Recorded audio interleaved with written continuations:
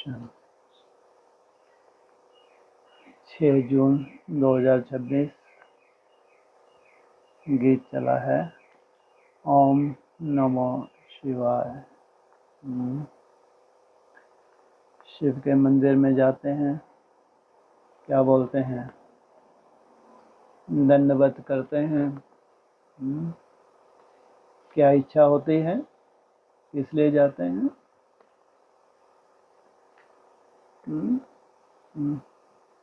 भक्ति मार्ग में बोलते हैं ओम नमः शिवाय। शिव के मंदिर में जाते हैं, शिवलिंग के सामने दंडवत करते हैं। किस लिए? दुख शांति से छुड़ाओ। दुख शांति बढ़ती जा रही है, क्या करो? प्रभु आपको नमन करते हैं, आप क्या करो, हमको छुड़ाओ। जितना ओम नमः शिवाय का जाप बढ़ता जाता है उतनी ही क्या हो रहा है? दुख शांति बढ़ रही है। क्यों? कम होनी चाहिए, बढ़नी चाहिए? बोलो। है जी, कम होनी चाहिए। भगवान को याद कर रहे हैं, चलो भावना का फल तो मिलता नहीं मिलता है, फिर बढ़ क्यों रही है? जाप भी बढ़ रहे हैं, यज्ञ तप भी बढ़ रहे हैं, उतनी ही दुख शांति भी बढ़ती जा रही है संसार में। क्यों भाई? कम होना चाहिए या बढ़ना चाहिए?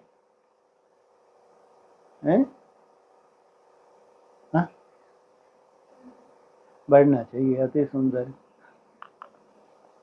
क्यों बढ़ना चाहिए? अरे कर्मातीत अवस्था वालों की यही स्थिति है। हाँ, तुम अर्थ सहित हो, बस इतना अंतर है, केवल इतना ही अंतर है बस।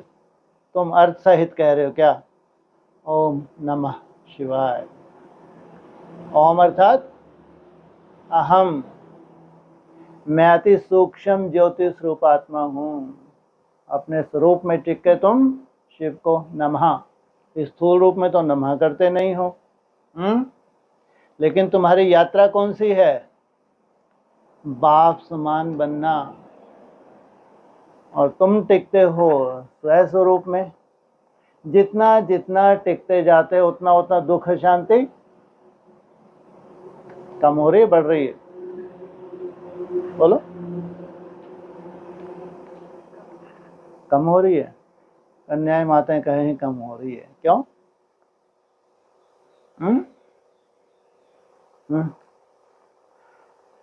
मनसा जो होती है ना, मनसा,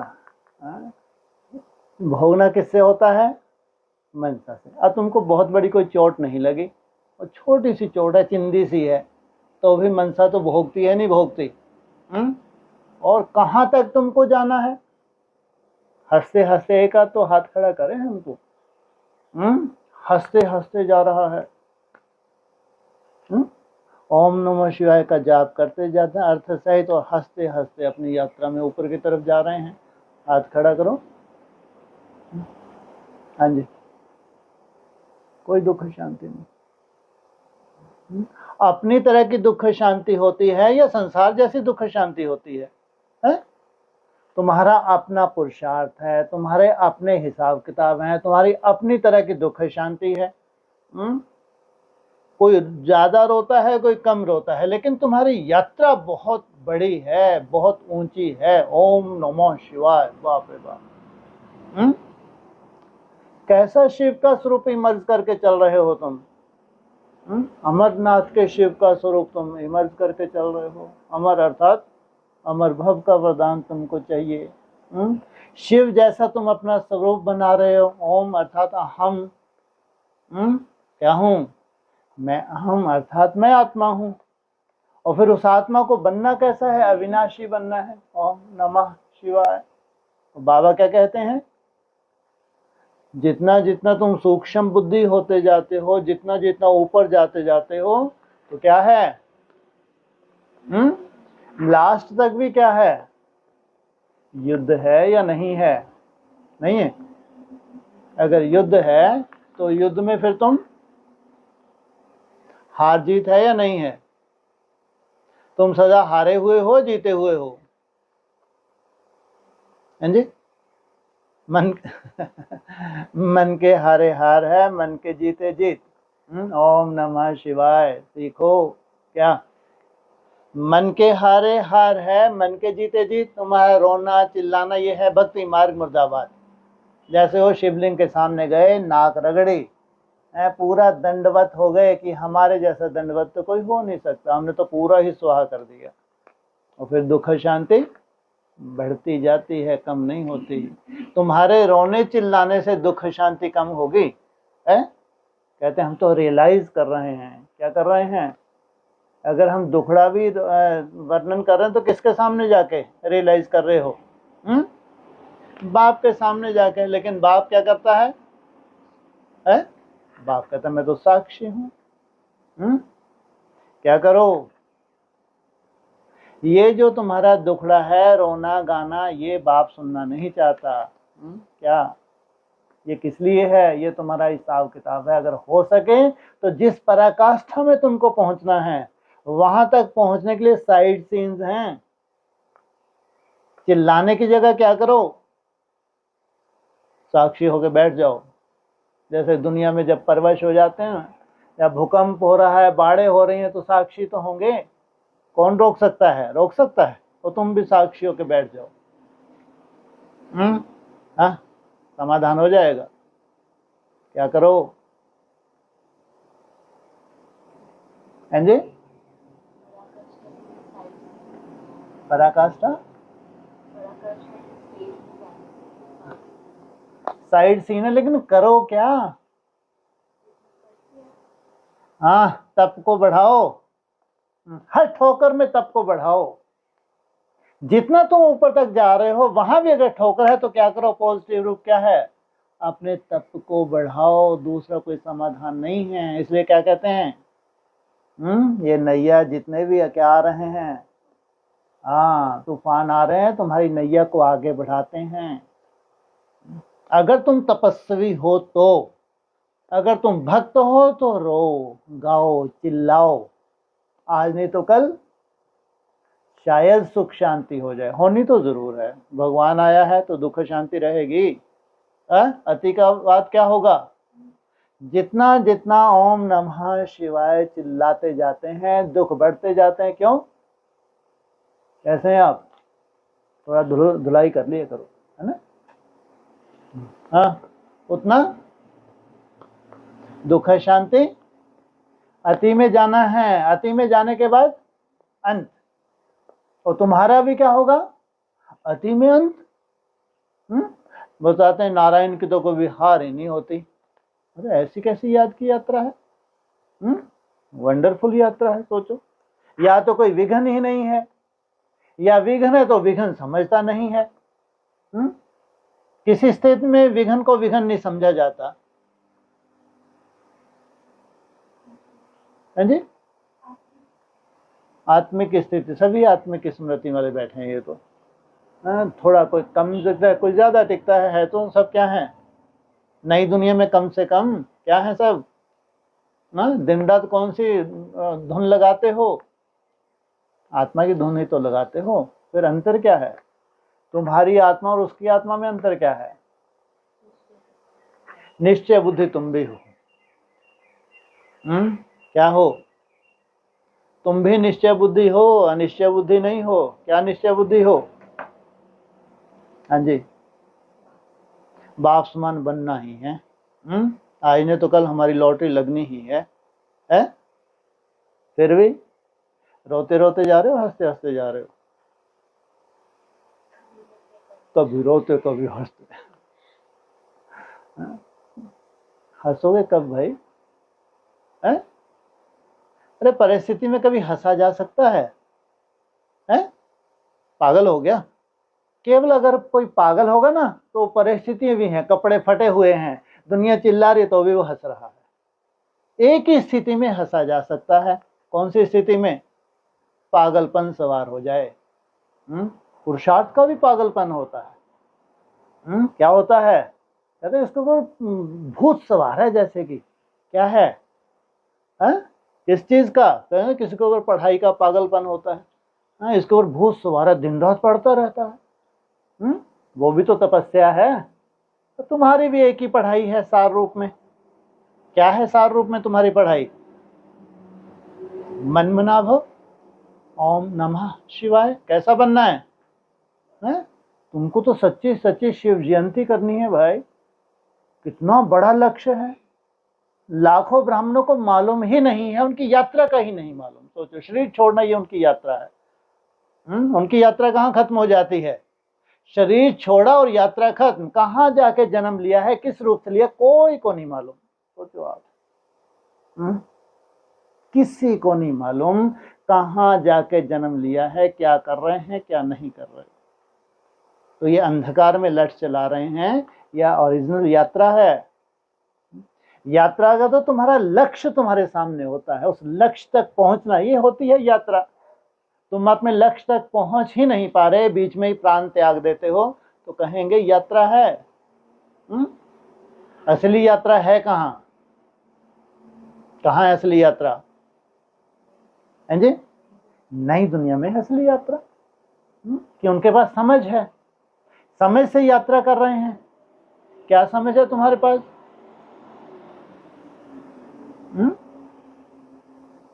क्या समझ है तुम्हारे पास जी? हम देह नहीं आत्मा। ब्रह्मा कुमारी को नहीं मालूम था क्या कि हम देह नहीं आत्मा? उनको भी मालूम था। लेकिन उनके और तुम्हारे में अंतर क्या है? हैं जी? साउंड बढ़ाओ। योग बल से माना आत्मा की बात हो रही है ना? तुम आत्मा बनते हो।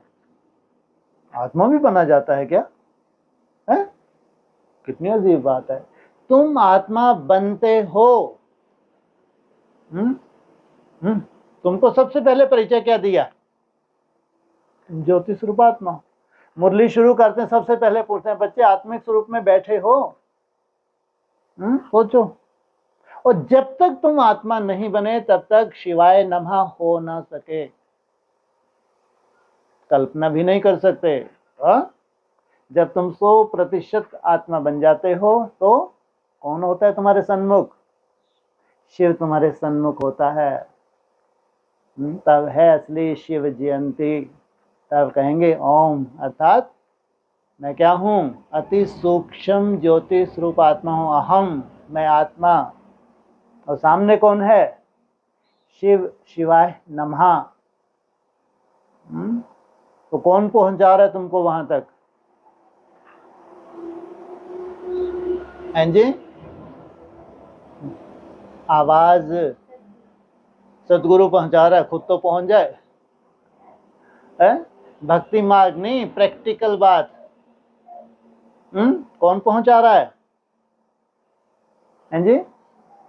शिव बाबा पहुंचा रहा है। इतना खाली है क्या? शिव बाबा तुम्हारे लिए बैठा है। हाँ, कौन पहुंचा रहा है? अरे बात क्या निकली थी? ओम नमः शिवाय, नाक रगड़ रहे हैं, दंडवत प्रणाम कर रहे हैं और दुख शांति बढ़ती जा रही है। और नई दुनिया में कहो, चाहे ब्रह्मा कुमार कुमारी के बीच में कहो, अरे क्या सार क्या निकल रहा था? तपस्या बढ़ रही है। किसकी बढ़ रही है? कब बढ़ रही है? साक्षी है। कहाँ के प्रति साक्षी है? हाँ, झापटों के प्रति साक्षी है। जो स्थिति परिस्थिति है ऐसा नहीं कि नहीं है। उन स्थिति परिस्थिति के प्रति साक्षी भाव, ऐसे साक्षी नहीं है, तपस्या को बढ़ा रहे हैं। इतनी लंबी यात्रा है, अगर यात्रा थम भी जाए, कुछ समय के रुक भी जाए, तो क्या तुम पहुंच सकोगे? इतनी बड़ी यात्रा है, तो चाहे सूक्ष्म विघन हो चाहे स्थूल विघन हो। भगवान आया भैया, भगवान 800 करोड़ का उत्थान करने के लिए भगवान आया है। तुम कहते हो वो हमारा बाप है। शिव क्या है? तुम्हारा बाप है। और वो क्या कहते हैं? हैं जी? कितना सुंदर शब्द है। मैं तुमको लेने आया हूं। बिंदी लेने आई है, जो बिंदी दिखती ही नहीं है। शब्द कितने सुंदर है मुरली में। तुम्हारे बिना घर सुनना सुना लगता है। सकीलधा, क्या है ये? सकीलधा माना लंबे समय से बिछड़ा हुआ। सबसे लंबे समय से तुम बिछड़े हो क्या? है? सबसे लंबे समय से कौन बिछड़ा है जी? बाप बिछड़ा है। क्या बोल दिया? कहाँ जा रही? नोट्स तैयार नहीं कर रही? कुछ भी निकल रहा है। हाँ हाँ, बच्चा सबसे जास्ती बिछड़ा है। जो सबसे पहले बिछड़ा है वही सबसे पहले मिलेगा। तो ये क्या नई बात थोड़ी है। वो है सकीलधा। सकीलधा अर्थात लंबे समय से बिछड़ा हुआ। सोचो, और तुम भी क्या हो? तुम भी तो सकीलधे हो, लंबे समय से बिछड़े हुए हो। अपने को ही भूल गए कि हम आत्मा हैं, घर को भी भूल गए, बाप को तो भूले ही थे। अब जाके भगवान ने तुमको पहचान दी है कि बच्चे तुम आत्मा हो, मैं तुम्हारे लिए आया। ओम अर्थात अहम, आत्मा, और तुम्हारे लिए मैं आया हूँ, शिव आया हूँ। तुमको वापस घर जाना है। किस स्वरूप को तुम अक्सर याद करते हो? कौन सा अविनाशी है तुम्हारे बाप का स्वरूप? हाँ, अव्यक्त स्वरूप का भक्ति मार्ग में क्या नाम है?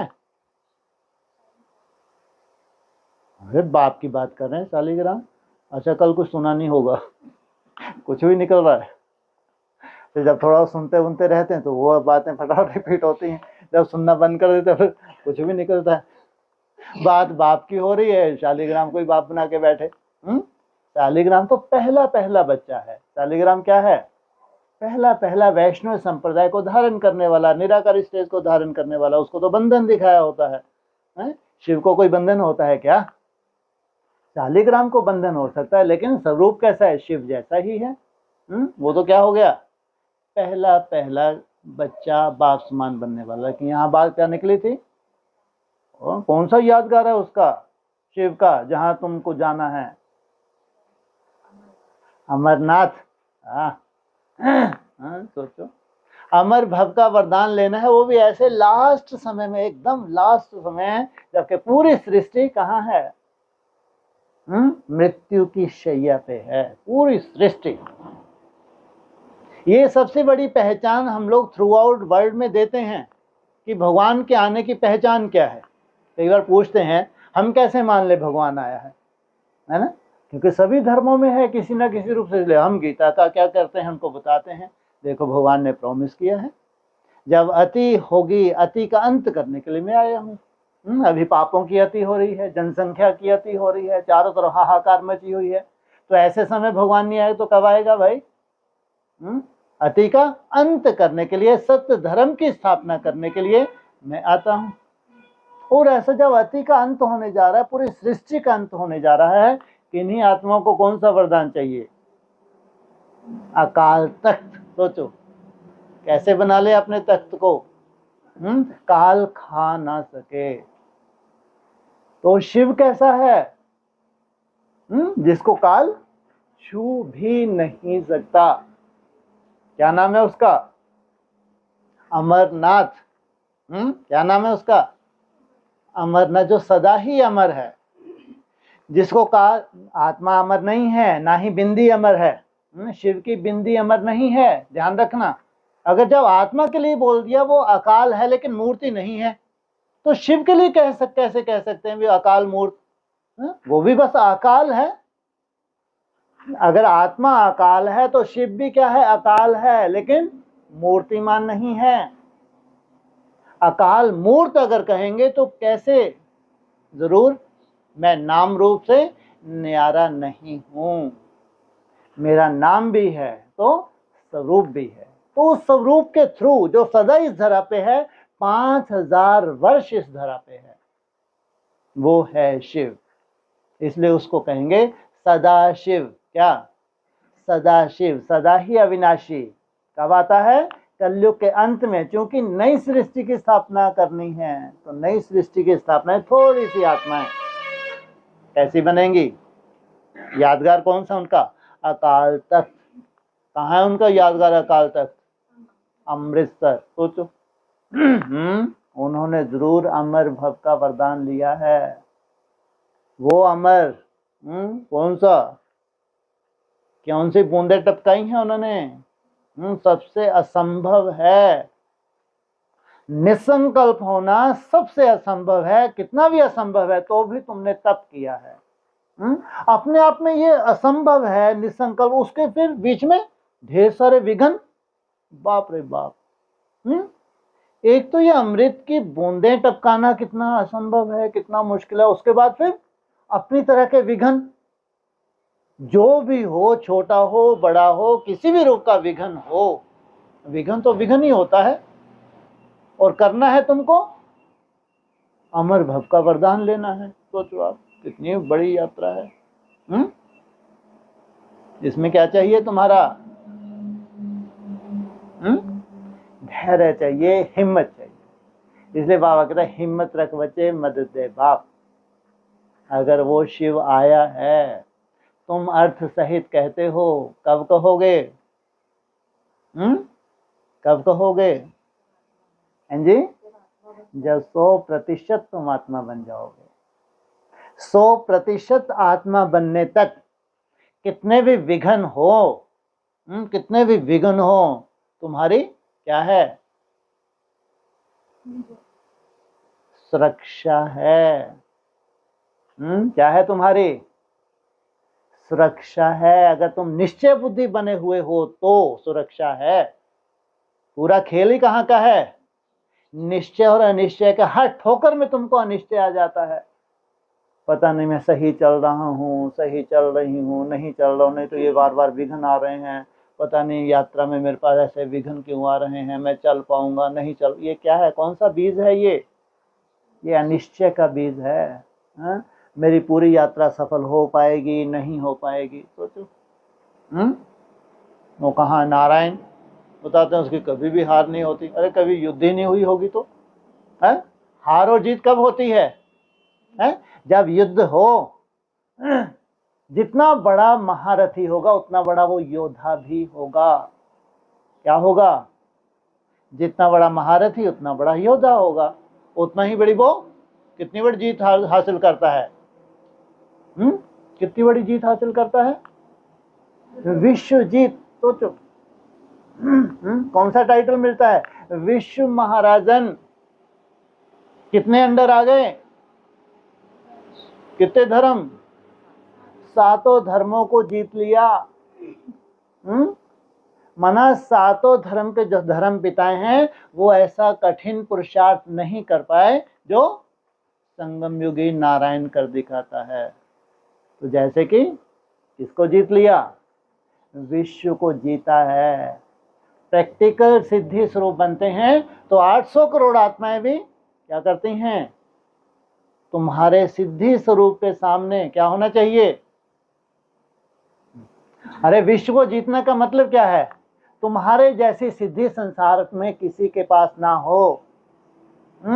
अगर किसी के पास भी वो सिद्धि है जो तुम्हारे पास है, वो क्यों नाक रगड़ेगा भाई? तुम भी पहलवान तो हम भी पहलवान।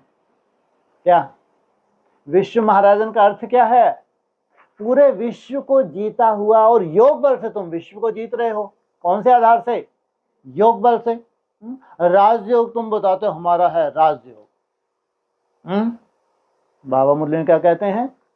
तुम बैठे बिठाए योग बल से विश्व की बादशाही।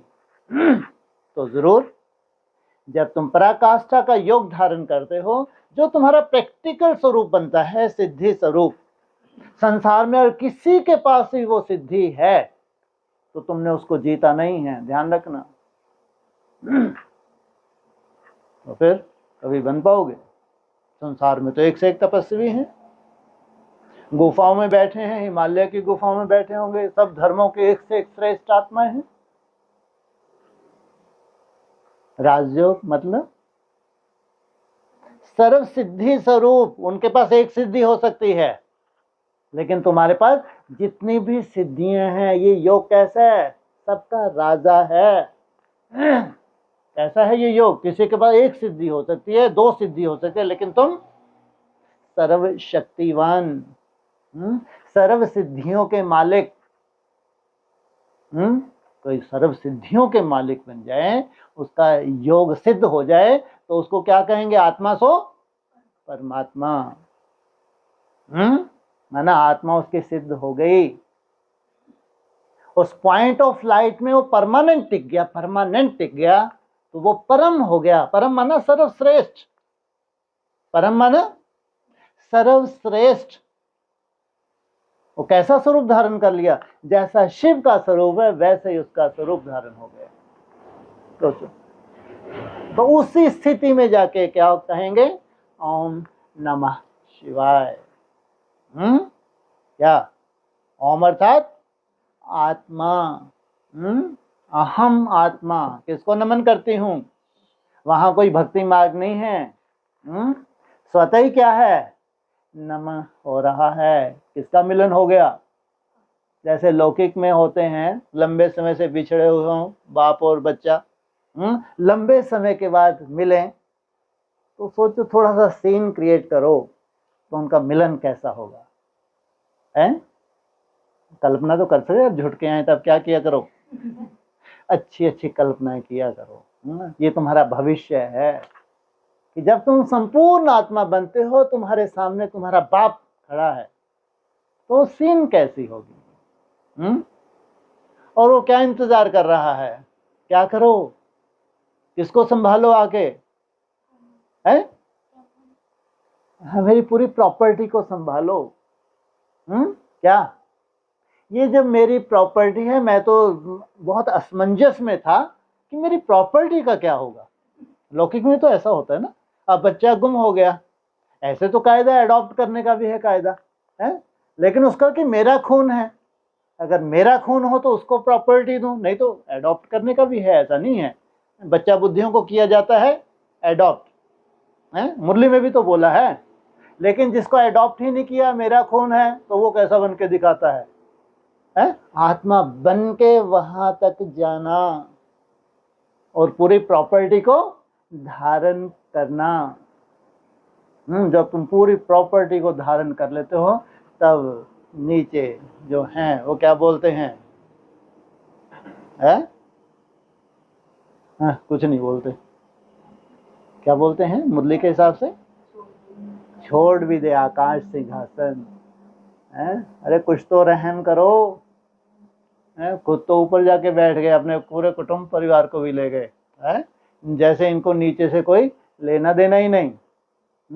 वो तो जाप ही कर रहे हैं, ओम नमः शिवाय, ओम नमः शिवाय लगे हैं लगातार। वो भी क्यों? भीड़ बढ़ती जा रही है। कौन सी भीड़? वो हद की भीड़ नहीं, परिस्थितियों की भीड़ है। एशलम में है, मालूम है चारों तरफ आग लगी है, लेकिन हम क्या हैं? सुरक्षित हैं। जब सुरक्षित हैं तो जाप बढ़ेगा कम होगा? जाप बढ़ेगा।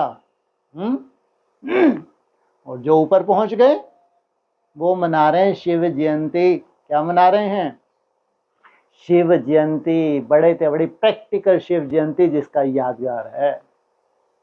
ये है तुम्हारा अर्थ सहित। तो इसमें सार क्या निकल रहा है?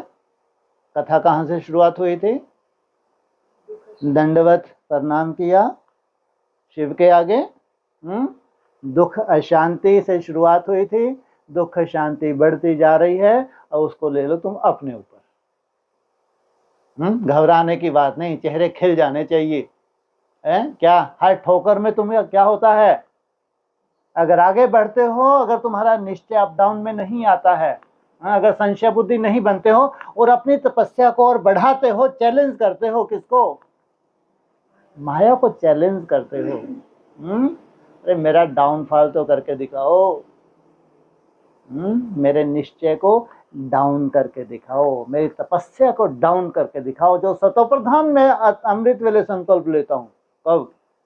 सतोप्रधान वेला कौन सी होती है तुम्हारी? अमृत वेला। ऐसे तो सुबह का अमीर, शाम का फकीर, तो कोई बड़ी बात नहीं है। लेकिन तो भी अगले दिन फिर क्या आने वाला है तुम्हारी अमीरी? कब आएगी अमीरी? अमृत वेला। वो भगवान सतो प्रधान वेला है, खूब जोर शोर से क्या लो, सुंदर सुंदर संकल्प लो। ये मत सोच लो शाम को तो फकीर बनना ही है, क्या सुंदर संकल्प लो है। अपनी अमीरी को कायम रखो, जितने दिन भी रख सको। अब तो दिनों का मामला है क्या, जब मामला दिनों पे आ जाए तो जितने दिन भी कायम रख सको। हफ्ते में कितने दिन कायम होना चाहिए कायदे अनुसार है? 5 दिन तो कायम रखनी चाहिए तुम्हारी अमीरी, और 2 दिन फकीरी में भी हो तो कोई चिंता नहीं। कितनी प्रोग्रेस है तुम्हारी है। अरे पॉजिटिव सोचो, कुछ तो समझदार बनो नई दुनिया में। हाँ, माया का तो चैलेंज है। क्या चैलेंज है माया का? अरे इतनी ऊंची यात्रा पे जा रहे हैं ये, बाप रे बाप है। कोई मासी का घर है और विश्व लेवल पे कंपटीशन है। कैसे कंपटीशन? हाँ, तब हाथ पांव ठंडे नहीं हो जाने चाहिए। विश्व लेवल पे कंपटीशन है, बाप रे बाप। बल्कि और ही क्या होना चाहिए, अपनी इच्छा से नहीं बैठे। अपनी इच्छा से बैठे हो क्या? किसकी इच्छा से हो? भगवान की इच्छा से हो तो कुछ तो देखा होगा। ऐरा गैरा नत्थु खैरा तो यहाँ आ नहीं सकता भाई, एंट्रेंस ही नहीं हो सकती। बाहर से ही अचानक उसके मन में संकल्प आएगा नहीं जाना अंदर। ये बहुत बड़ी हकीकत है यहाँ की। अगर वो अपने घर से भी चला होगा ना, बाहर से कहीं से, वहीं अचानक कोई विघ्न आ जाएगा, पहुंच ही नहीं सकता। तो किसकी इच्छा से हो? जरूर हमारी पिछली तपस्या है। तो अपनी तरह के विघ्नों की चिंता करने की जरूरत नहीं। जो भी है विघ्न उसकी चिंता नहीं, लेकिन क्या बढ़ाओ, अपनी मेहनत को बढ़ाओ। इसका मतलब तुमको जो मुखड़ा दिखा रही है माया, अपनी तरह का जो विघ्न आ रहा है, छोटा हो बड़ा हो, वो तुमको मुखड़ा कि अब और थोड़ा सा त्याग को बढ़ाओ, अब और थोड़ी तपस्या को बढ़ाओ। इसी स्थिति में तुम रोना धोना ही करोगे। अगर तुमको हंसना है तो यहाँ से थोड़ा सा ऊपर उठो। इनको कहेंगे ठोकर खा खा के नैया कहाँ बढ़ रही है। हर तूफान में तुम्हारी नैया आगे बढ़ रही है, ताकि आगे चल के तुम शिव जयंती मना सको। भक्ति मार्ग वाला ओम नमः शिवाय नहीं, कौन सा ओम नमः शिवाय? कैसा निकलना चाहिए? अर्थ सहित। कब हो जाएगा? अरे तुम्हारी यात्रा है, वो तुम्हारा लक्ष्य है, तुमको सामने दिख रहा है, तो फिक्स होना चाहिए नहीं फिक्स होना चाहिए है? हाँ जी जी, कुछ ज्यादा आगे नहीं आगे? नहीं, ठीक है। 27 का ही लक्ष्य होना चाहिए। ज्यादा से ज्यादा मेहनत का लक्ष्य तो तुम्हारा 27 का ही होना चाहिए, क्योंकि जितनी तुमने मेहनत की है ना 27 तक, उसको रिफाइन होना है। ये भी सच्चाई है। 27 तक जितनी भी तुमने ताकत लगाई है, भले मेरा बाबा मीठा बाबा प्यारा बाबा ही क्यों ना हो, तुमने जितनी भी ताकत लगा दी, उसको आगे क्या होना है? रिफाइन। क्योंकि एक के पतित बनने से सब पतित, एक के पावन बनने से सब पावन। तो दिन प्रतिदिन रिफाइन स्टेज बनेगी या डाउनफॉल होगा? दिन प्रतिदिन रिफाइन होनी है स्टेज, और तुम्हारा वायुमंडल भी रिफाइन होगा।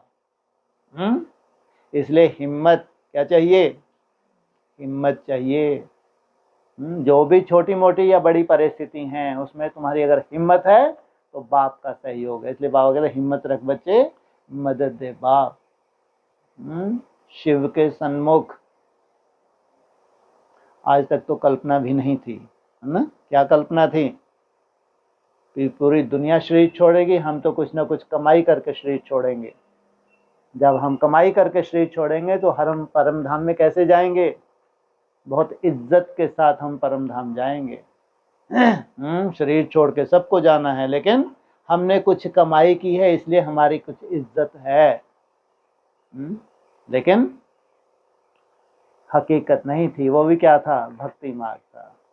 सच्चाई है तुम्हारे पास। कौन सी सच्चाई है तुम्हारे पास? जीते जी परम धाम निवासी बनना। शरीर भी रहे और कहां तक पहुंच जाओ? शून्य तक पहुंच जाओ। थॉट कम करते करते कहां तक पहुंच जाओ? शून्य तक पहुंच जाओ। तुम कहोगे ये कैसे हो सकता है, एक लिमिट का समय दे रहे हैं, उस लिमिट के समय में ये कैसे हो सकता है? हाँ, हकीकत है ना ये। समझदार बोलो। हाँ, जो ज़्यादा समझदार है, आप बहुत समझदार हैं। हाँ बोलो, हाँ खुल के बोलो। हाँ हाँ जी, हाँ जी, क्या कैसे हो सकता है? भगवान तो आया नहीं है। हम अपनी स्थिति को जानते हैं, हम अपने अप डाउन को भी जानते हैं। कुछ समय ऊपर टिकते हैं, फिर लंबा समय नीचे टिकते हैं, भूल जाते हैं हम। अचानक ही भूल जाता है हमको कि हमको मेहनत भी कब तक करनी है। जब तक इसका शरीर है तो जब तक इसका शरीर है तब तक तुम्हारी मेहनत है। इतनी बड़ी बात है। इसका मतलब तुमको यही उम्मीद नहीं है कि इनका शरीर छूटेगा नहीं छूटेगा, ये भी अधर में ही लटके रहेंगे। इतने तो तुम आशावादी हो, सब के सब 100% कि इसका शरीर तो आज नहीं तो कल छूटेगा ही छूटेगा। ये तो खूंटी पे ही टंगा है। वाह क्या बात है। जैसे कि उसको टांग दिया ना खूंटी पे, किसको? जिससे राशि मिलाई है। किससे राशि मिला दी थी? क्राइस्ट और कृष्ण की राशि मिला दी, इन्होंने भी खूंटी पे टांग दिया है। 10:10 टाइम भी मिला दिया। जब खूंटी पे टांगा तो टाइम क्या निकला? 10:10। बाबा ने बोला बस शाम को ब्रह्मा बाबा इवनिंग क्लास करा रहे हैं, तो उन्होंने क्या टाइम बोला?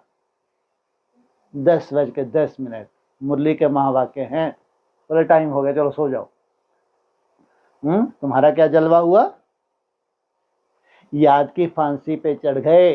मुरली के महावाक्य हैं, किस पे चढ़ो? याद की फांसी पे चढ़ो। तुमने दिन रात एक किया है उस फांसी पे चढ़ने के लिए, तब जाके प्रभु कृपा हुई। तुमको कहाँ टांग दिया? कहाँ टांग दिया? क्रॉस पे टांग दिया तुमको। तुम्हारी और किसकी राशि मिला दी? क्राइस्ट और कृष्ण की राशि मिला दी। क्राइस्ट के भी 2 रूप तो कृष्ण के भी 2 रूप, माना कम से कम 2 रूप, माना 2 तरह के फॉलो किया है क्राइस्ट और कृष्ण की जो राशि मिलाई है। कैसे? एक पंप एंड शो, दूसरा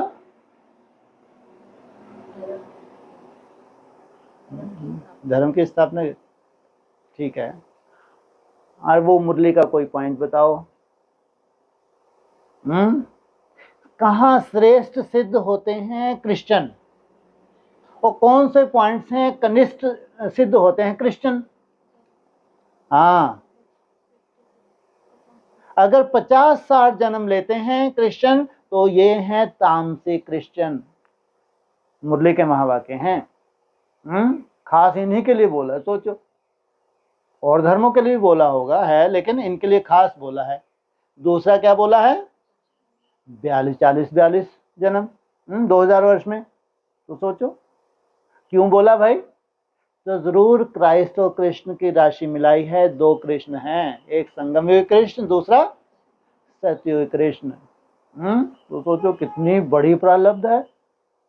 अगर ये ठोक रहे हैं, अगर छोटी मोटी कहो, कहाँ बाहर तुम धक्के खाने प्रदर्शनी मेले लगाने जा रहे हो, कितना अपोजिशन होता है। जिस गांव में जाते हैं वहां ही चूंचा करने वाले असुर बैठे होते हैं। सोचो आप, कोई ऐसी ठोकरें खाते हो क्या? है? एक मन मना भवी तुमको दिया है, दूसरा कुछ भी नहीं है। क्या करते रहो? मेरा बाबा, मीठा बाबा, प्यारा बाबा, और इसका शरीर निश्चित छूटना है, इतने तुम निश्चय बुद्धि हो। और तुम्हारी यात्रा ही तब तक है, तो धुन नहीं लगा सकते क्या? जब यात्रा की एक लिमिट है, इतने तुम निश्चय बुद्धि हो, आज नहीं तो कल इसका शरीर छूटना ही छूटना है। तो फिर तुम इतने निश्चय बुद्धि क्यों नहीं हो कि वहां तक मैं क्यों नहीं धुन लगा सकती भाई? तुम्हारे धुन लगाने से क्या हो रहा है? क्या हो रहा है जी? व्यर्थ जा रहा है। और क्या हो रहा है? रिजल्ट फाइनल क्या निकल रही है धुन लगाने से? विजन बना से। और क्या रिजल्ट निकलने वाली है भविष्य की तुम्हारी धुन लगाने से? एकाग्रता मदन में। तो रिजल्ट क्या निकला? एटलीस्ट क्या रिजल्ट निकलेगी? कर्मातीत अवस्था होगी तो रिजल्ट क्या नहीं, क्या देखने को क्या मिलेगा भाई? हैं जी? हाँ हो गए पास। तो मिला क्या तुमको? शिव जयंती हुई तो कहाँ हुई? एक छोटा सा, साथ में क्या लगाओ? गाँव। ये वंडर ऑफ द वर्ल्ड है। इतना बड़ा तुम्हारा प्रैक्टिकल नसीब है। क्या है ये प्रैक्टिकल भविष्य की बहुत लंबी यात्रा नहीं है अभी, अभी तो वैसे अंत का भी अंत है। जब इतनी बड़ी सुंदर सीन है, इतनी बड़ी सीन है, तो सोचो तुम जहां हो, जिस स्थिति में हो, जो भी तुम मेहनत कर रही हो, ऊपर वाला तुमको देख रहा है। क्या आज ही उसको फांसी पे नहीं लटका सकते क्या? माना वो एक सजा है ना, तो आज क्यों नहीं लटका सकते? भगवान के लिए क्या असंभव है? क्यों वो बेचारा चाहते हुए भी फांसी पे नहीं लटक पा रहा? भगत सिंह जी महाराज, क्या किया भगत सिंह ने? मरते मरते क्या बोला बाबा ने? नहीं कुछ बोला नहीं। मरते मरते मर गया। क्या नहीं स्वीकार किया? विदेशियों का भोजन स्वीकार नहीं किया। तो फांसी कोई दूर थोड़ी है। क्यों नहीं लटका सकते? ये जो तुमको लगता है हम जो रेगड़ियां पहन रहे हैं ना, हाँ ये रेगड़ियों की भी अति हो जाए। क्या हो जाए? जो तुम रेगड़ी पहन रहे हो, रेगड़ी की भी क्या हो जाए? अति हो जाए, धुन लग जाए, निरंतर हो जाए। तो समझो बाप को टाइम नहीं लगता है, इसे कहते हैं तुम्हारी सजा है, तुम तब तक कहाँ खड़े रहो? संगम पे। और उस तरफ जाने में तुमको कोई टाइम नहीं है, लेकिन किनके लिए? हाँ अपनी वंशावली के लिए, कुटुंब परिवार के लिए। वो धर्म पिता होते हैं और तुम्हारे कितना अंतर है? तुमको क्या चाहिए? पूरी राजधानी चाहिए, भले छोटा सा रूप हो, लेकिन राजधानी में सब तरह की आत्माएं होती हैं, कमजोर भी होती हैं तो पावरफुल भी होती हैं। तो पूरा परिवार चाहिए। अगर कमजोर भी है तो भी किस अवस्था में होगा? सोचो, अगर कितना कमजोर भी है तो वो भी किस अवस्था में होगा? वहां एक्स्ट्राऑर्डिनरी अवस्था होगी। इसलिए तब कहेंगे कि भगवान ने अपना कर्तव्य किया, लेकिन तब तक अगर उनमें इतनी, सोचो कितनी विचारों में धैर्यता है। मंदिर जाते हैं, शिवलिंग के आगे रोज ओम नमः शिवाय, फिर भी सोचो दुख शांति बढ़ती है। लेकिन जो अच्छे भक्त होते हैं कभी भी मिस नहीं करते, एक दिन भी मिस नहीं करते। तो कितनी बड़ी विशेषता है। तो उनकी भावनाओं का फल मिलता नहीं मिलता? और तुम्हारा तो अर्थ सहित है, और यात्रा तुम्हारी बहुत लंबी है, जो कल्पना भी ना कोई कर सके। इतनी लंबी यात्रा पे तुम निकल दिए। हाँ मनाओगे नहीं मनाओगे? क्या? शिव जयंती अर्थ सहित तुम ही मनाओगे। तब कहेंगे शिव का भी जन्म अभी तक तो काल्पनिक था। क्या था शिव? तुम्हारे लिए भी मैं जो हूं जैसा हूं काल्पनिक था। जब तुम बाप समान बने तो वो काल्पनिक स्वरूप तुम्हारे लिए क्या हो गया? प्रैक्टिकल हो गया। दोनों का जन्म हो गया, बाप और बच्चे का एक साथ जन्म हो गया। तब कहेंगे ओम नमः शिवाय, बड़ी से बड़ी शिव जयंती। ओम शांति। लो कोई क्वेश्चन पूछो अच्छे से। अगर क्वेश्चन है नहीं तो इसको पढ़ दें, ग्रंथ को। है कोई क्वेश्चन? हाँ जी, हाँ पूछो। जो बोला ना बाप और बच्चे का साथ साथ जन्म, बच्चे का भी शुरू हो जाएंगे। अच्छा ये बहनों में थोड़ा सा वो ऐसे ही बहुत ना ऐसे माँ वाक्य को वो सीरियस होकर सुनती है। अगर मान लो निकल गया, माना मुरली से टैली नहीं करेंगे, जैसे निकल गया तो पकड़ लिया, तो बच्चा बाबा ने बोला हम कहाँ जाएंगे, हम दिन रात लगे हुए हैं, है ना। बाबा तो सबको ही बच्चे बोलते हैं, बाद में किस रूप से देखते हैं? सब क्या हैं? आत्मिक रूप में बच्चे हैं, है ना। ये क्वेश्चन अक्सर आते हैं, आप इतनी मेहनत कर रहे हैं, आप तो बैकुंठ में पहुंच जाएंगे, है? बाबा ने हमारा तो बोला नहीं, इनसे मिलो। बाबा कह रहे हैं वहां उड़ते हुए संगठन में उड़ रहे हैं सफेद वस्त्रधारी। अरे अव्यक्तवाणी कुछ तो लाज रखो अव्यक्तवाणी की। थोड़ा सा तो लाज रखो, क्या है अव्यक्तवाणी में? है संगठित रूप में उड़ रहे हैं, संगठित रूप में, अकेला नहीं उड़ रहा। अकेला तो बस सोफे से कूद के देख लेता होगा, नहीं चोट वोट लग जाए ऐसा मूर्ख थोड़ी, कोई सोल भी प्रवेश नहीं करती छत से कूद जाए कि अब तो उड़ने लगे होंगे। इतना लंबे समय से हम प्रैक्टिस कर रहे हैं 20 रुपये तक, अब तो प्रैक्टिस बहुत अच्छी होगी, ऐसी गलती तो कभी नहीं करें, है ना। और वो संगठित रूप में सफेद वस्त्रधारी हैं, पूछे कौन है, कहाँ से आए हैं? संगठित रूप में हैं। तो सोचो कितना बड़ा चमत्कार है, ये है बड़ी से बड़ी साइन। आप अपना प्रश्न बोलोगे। एक बार पहले क्लास में ये कहा था कि तुम्हारी जो स्टेज बनेगी उसी से शिव की जयंती होगी, है ना। वो प्रैक्टिकल में सामने होना है या फिर बच्चे की स्टेज से ही वो प्रत्यक्ष? नहीं नहीं, प्रैक्टिकल। अरे वो क्या है नहीं क्या? जब हिस्ट्री में वो रहा है, आप 150 वर्ष पीछे चले जाओ, 200 वर्ष पीछे चले जाओ, ये तो तुमको सामने मिल रही है। इसका मतलब पीछे भी और अगर जाओगे आगे जाकर तुम देखोगे वो अक्सर तुम्हारे सन्मुख हुआ है। अगर मुरली में बोला है कि मेरा पार्ट कब से शुरू हो जाता है? द्वापर युग से, है ना। तो जरूर जब पार्ट की बात, केवल साक्षात्कार की बात नहीं है, केवल साक्षात्कार ही नहीं भाई। हाँ तुम पहचानते नहीं हो, मुरली में बोला है। तुम पहचानते नहीं हो, लेकिन तुम्हारी भावनाओं का फल देता हूं मैं। नहीं तो मजा ही क्या। अगर एक कोई निराकारी स्टेज को धारण कर लिया तो वहां से शिव जयंती हो गई है, तो अनेकों के लिए शिव जयंती उसके लिए तो हुई ही नहीं। जिस लक्ष्य से वो तपस्या कर रहा है वो प्रैक्टिकली नहीं हुआ। सोचो, दूसरों को खुशी मिल रही है, वो रोना रो रहा है कि अभी नहीं हुई शिव जयंती, अभी नहीं, अभी रुको। अरे उसकी बुद्धि में कुछ तो समझ होगी, कुछ तो ज्ञान होगा, जो दिन रात पर तपस्या करते हैं। अगर वो प्रैक्टिकल ही ना हुआ तो शिव जयंती कैसे हुई? बिल्कुल वैसे ही ठगे गए जैसे ब्रह्मा कुमारी ठगी गई। तुम्हारी निराकार स्टेज बन गई, बहुत सुंदर स्टेज बन गई, अनेकों को साक्षात्कार हो रहे हैं, लेकिन जब तक सन्मुख नहीं हो, जब तक, तब तक शिव जयंती नहीं है। इसलिए बाप और बच्चे का जन्म एक साथ, तो कौन होना चाहिए? सन्मुख। इसलिए अभी भक्ति मार्ग की है शिव जयंती। कब कहेंगे? जब सन्मुख। इसलिए वो बार बार क्यों बोलते हैं मैं नाम रूप से न्यारा नहीं हूं। अरे जब तुम बिंदी हो तो ये क्यों रूप क्यों आया?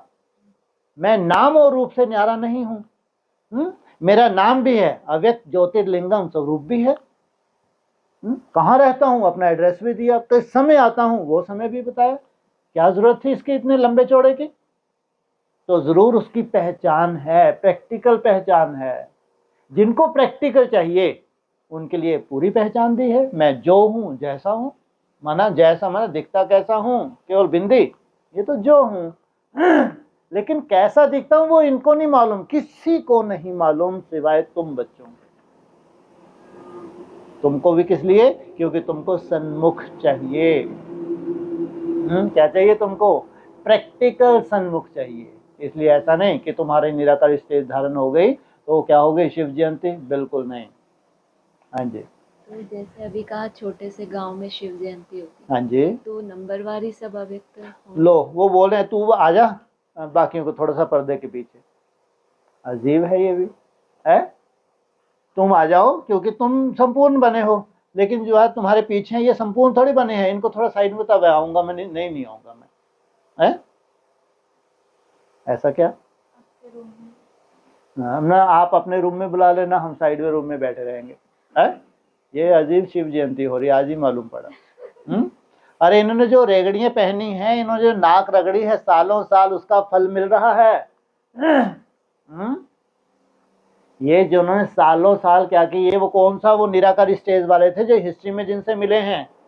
क्या निराकार स्टेज वाले थे क्या वो? निराकार स्टेज वाले थे? बिल्कुल भी नहीं। जब उनसे मिल सकते हैं तो यहाँ तो अपना बाप का रूप जान के कि ये हमारा बाप है, क्या है वो? मेरा बाप है, मेरे को अपने बाप से मिलन बनाना है। दिन रात आत्मचिंतन कर रहे हैं। क्या कर रहे हैं? दिन रात आत्म से अपनी तरह के विघन एक के बाद एक के बाद एक विघन भी आ रहे हैं तो भी लगे हुए हैं दिन रात।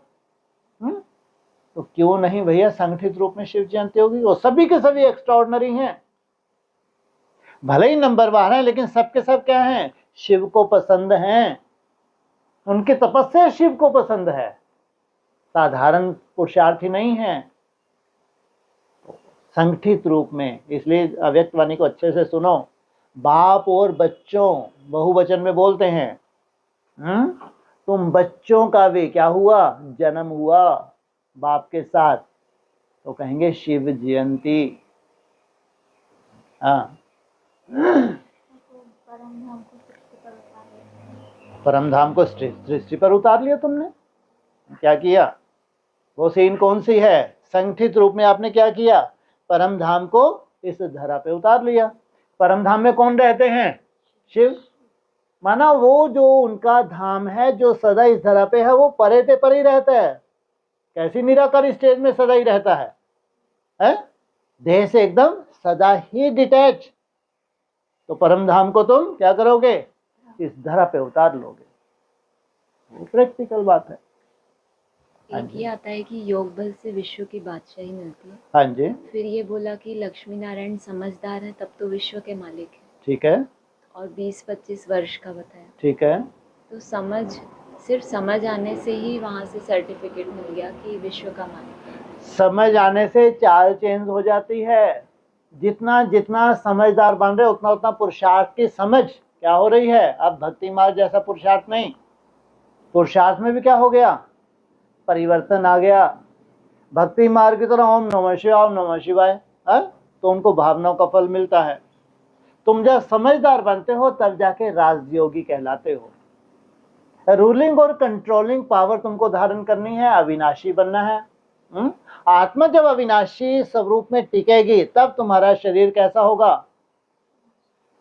कैसा होगा? लाइट। सोचो आप, जब आत्मा संपूर्ण बन जाएगी तो पूरा शरीर तुम्हारा, ये 5 तत्व तो लाइट के हो जाएंगे। अब सोचो क्या मतलब हुआ? क्वेश्चन क्या था?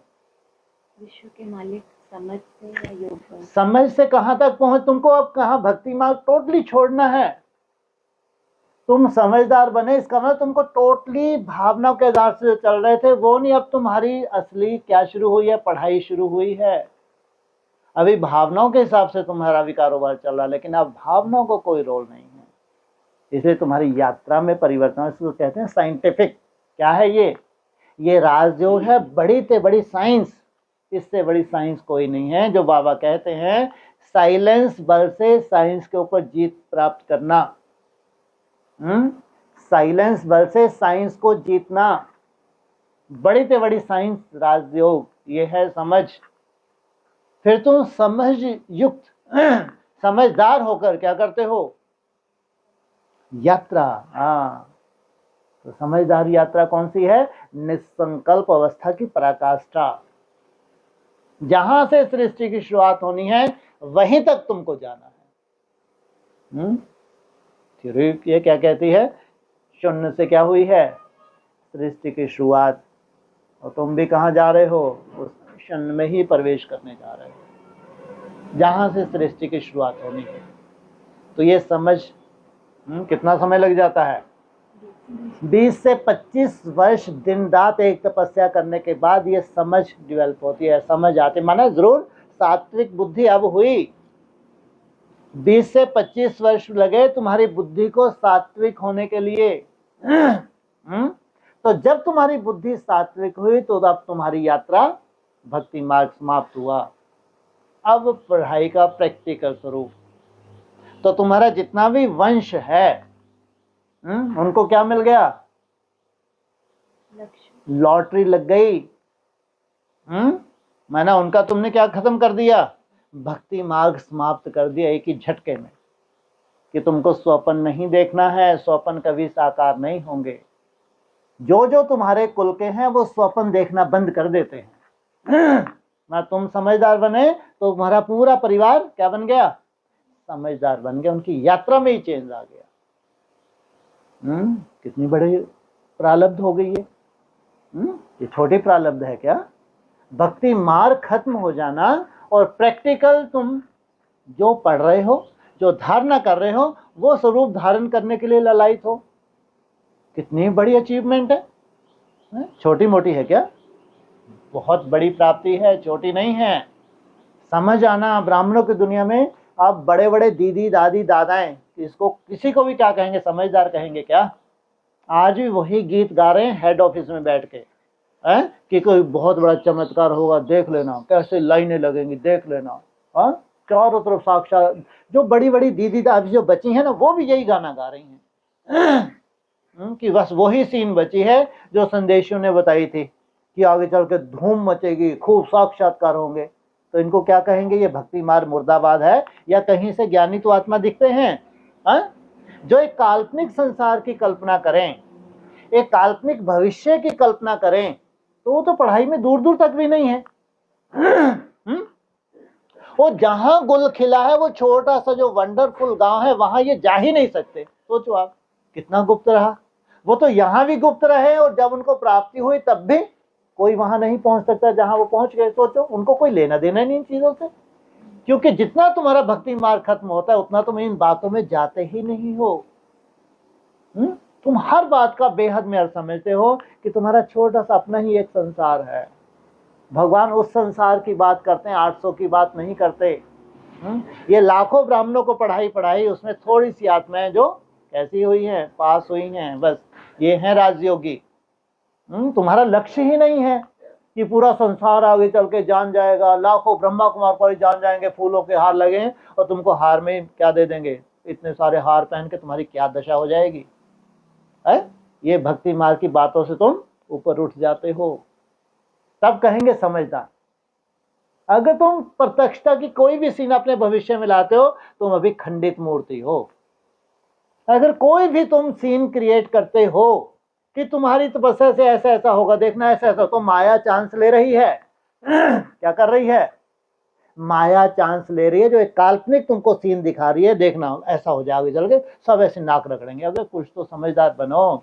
कौन सी बड़ी से बड़ी सीन थी जो तुमको समझदार बना के गई?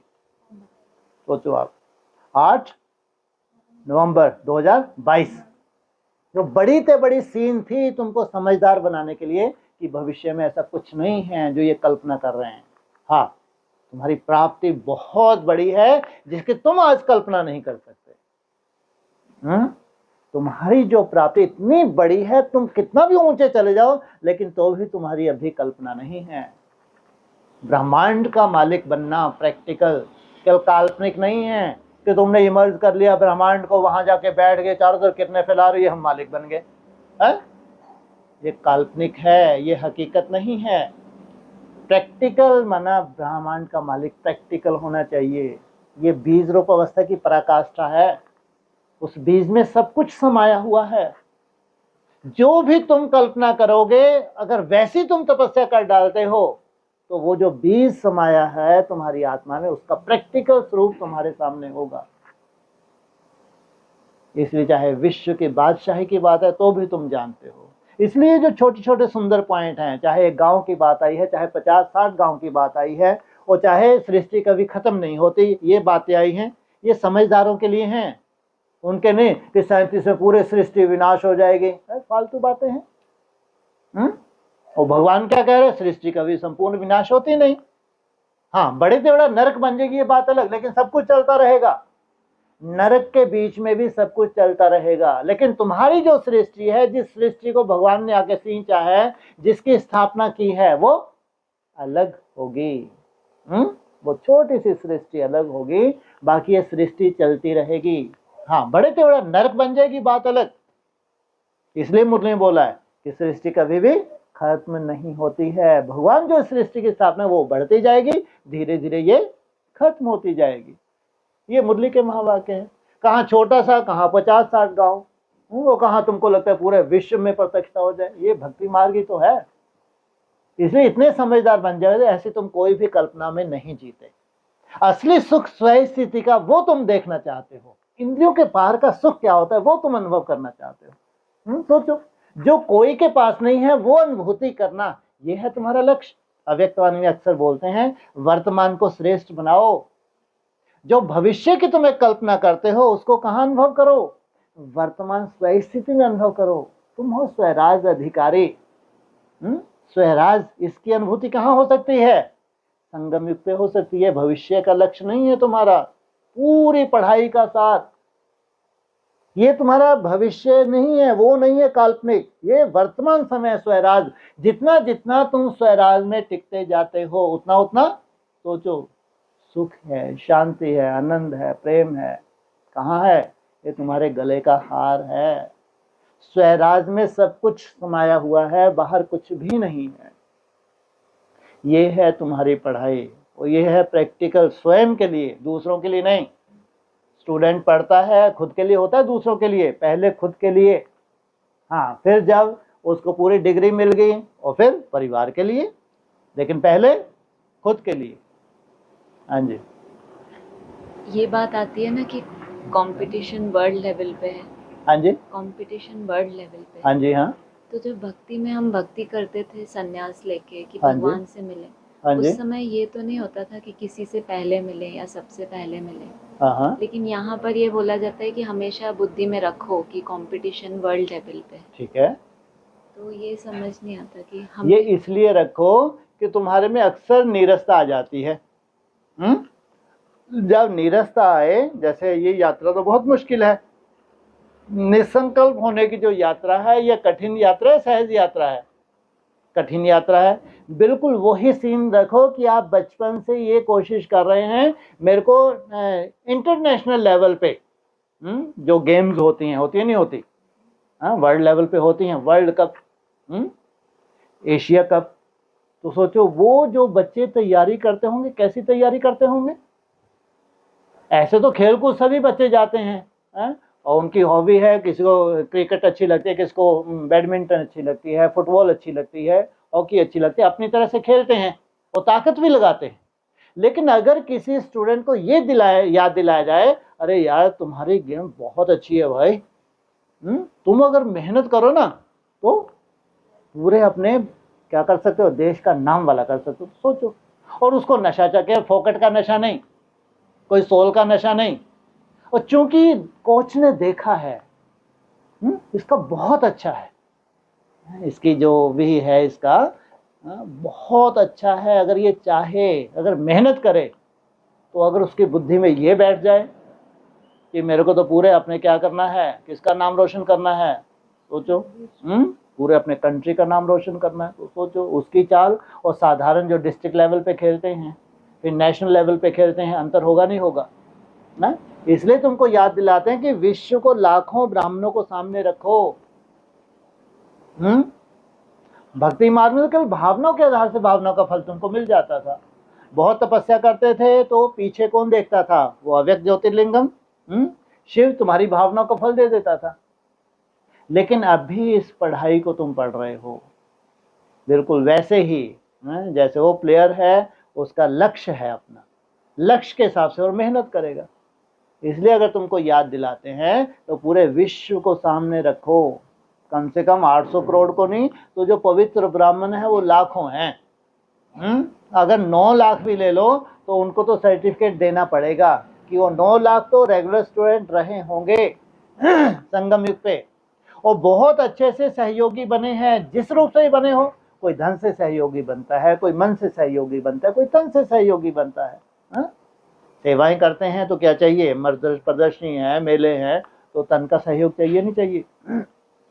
तो जिस रूप से भी वो सहयोगी बने तो सहयोग तो चाहिए ना।